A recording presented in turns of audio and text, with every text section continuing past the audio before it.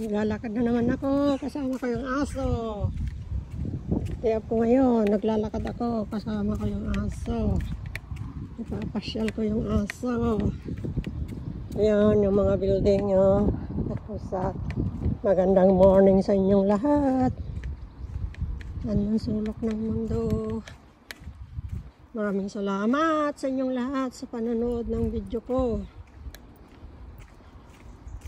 Ito, maglalakad siya kami ng aso.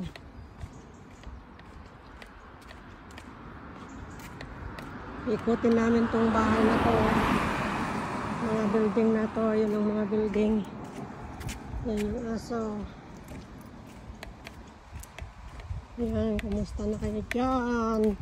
Saan man sulok ng mundo, mga kababayan kong OFW. Mag-iingat kayo dyan. Okay lang dito. Ayan yung aso kasama ko, wala yung mga amo ko.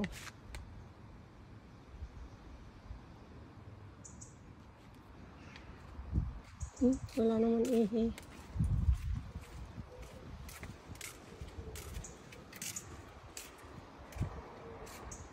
Yan, ikot kami doon, babalik kami doon sa kabila. Oy, this way. This way. Marites tong aso na to. Pupunta pa sa mga kapitbahay. Go. Go. Marites ng aso na to. Yan o. Ano yung tinapon nila?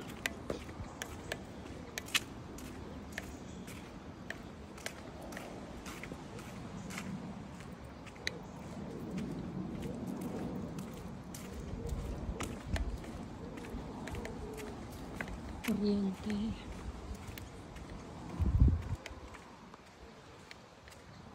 Nandito na ako sa Granville Road. Granville Road. Ito ang Granville Road. Diyan nakatira si Merna, yung kaibigan ko. Kasi lang nagpurgod na siya. Lagi ko siyang kasama dati. Wala na akong kasama ngayon. Mamasyal. Purgod na siya.